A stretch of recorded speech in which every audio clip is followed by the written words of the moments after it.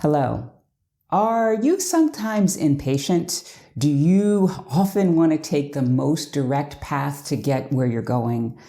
That is me. That is how I grew up, and it has taken me a long time to build up some patience and understand that the indirect path can sometimes be better for you. So in this video, I'm going to share with you some reasons why that is the case. Now, if you've already subscribed to my channel, thank you. If you have not, click that subscribe button and that notification bell so that each time I upload a video about living in France, moving abroad, or finding the confidence and courage to live life on your terms, you will be notified.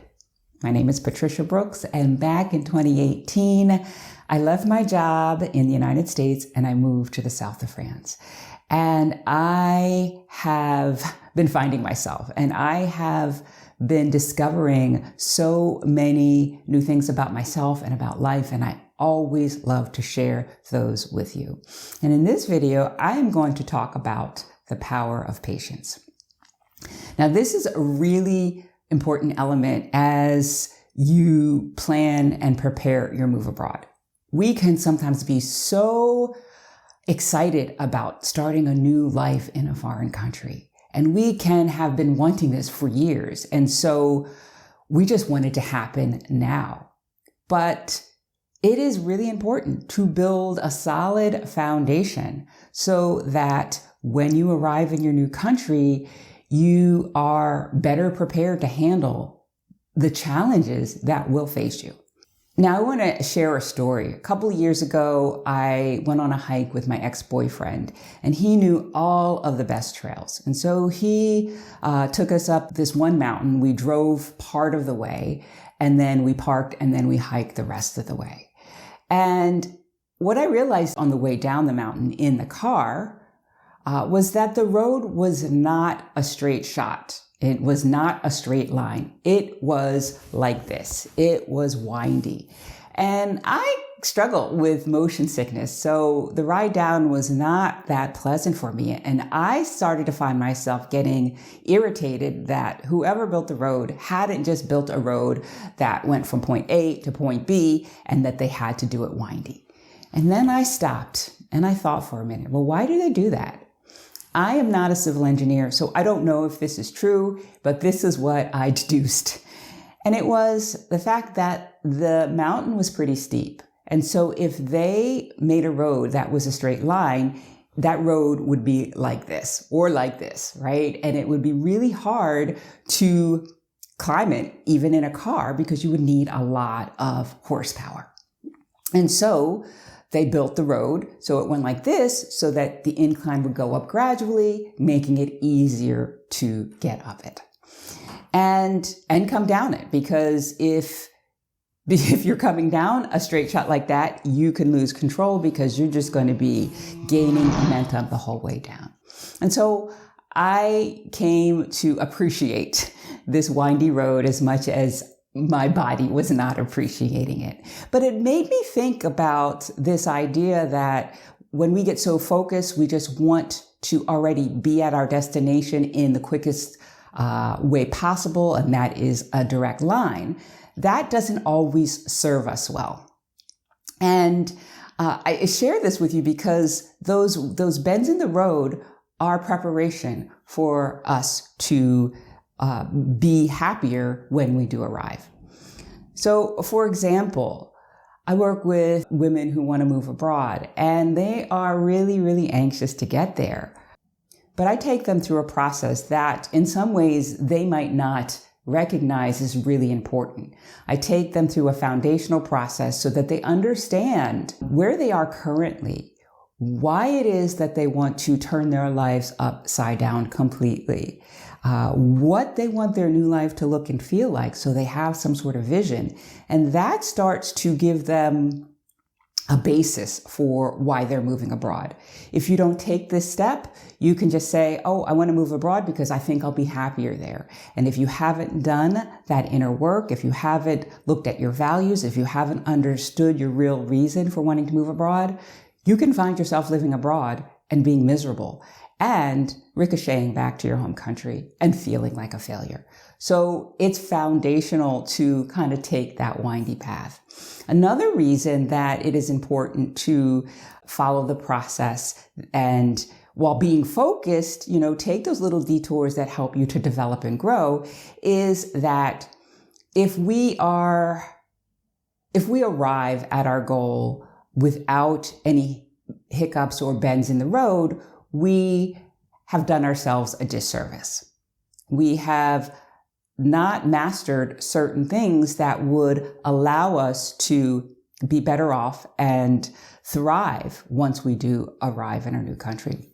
So for example, when I was planning my move to France, I had wanted to move in October of 2017. I was dead set on doing that.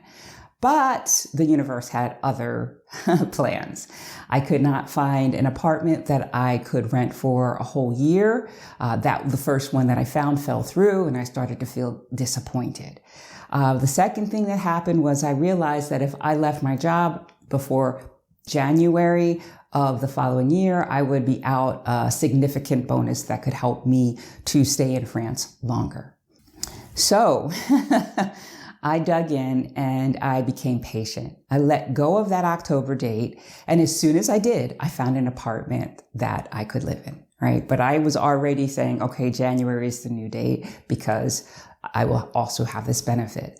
That gave me the time to also get rid of more of my things. As it turns out, 2 weeks before I moved, I was still scrambling to get rid of some things.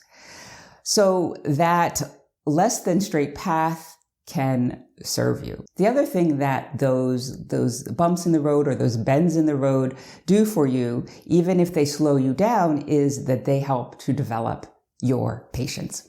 And patience is something that you are going to really need when you are living in a foreign country. And that is because everything seemed to take at least 2 times longer to do when I first arrived. If I needed to write a letter, I had to do it in French, and that took a long time. If I needed to communicate with somebody in French, that took longer. The administrative processes here are not the quickest. And so it helps to build up your patience for that. And even if you move to a country where the administrative processes are streamlined and pretty efficient, they may take longer than you would like them to. So as you're planning your move abroad, building this patience, this is a foundation, not only to really understand why it is you're making this move and what values it will serve when you do make that move, but it also allows you to build patience. If you're unhappy where you are now and you move to a different location, whether it be a different city, a different state, a different country, you're not going to be happy in that new country, right? It's not the cure-all for unhappiness. So use this time as you are planning and preparing to learn to be happy where you are so that when you get to a place that you truly want to be, what joy you will experience. So that is really the power of patience in making a move abroad.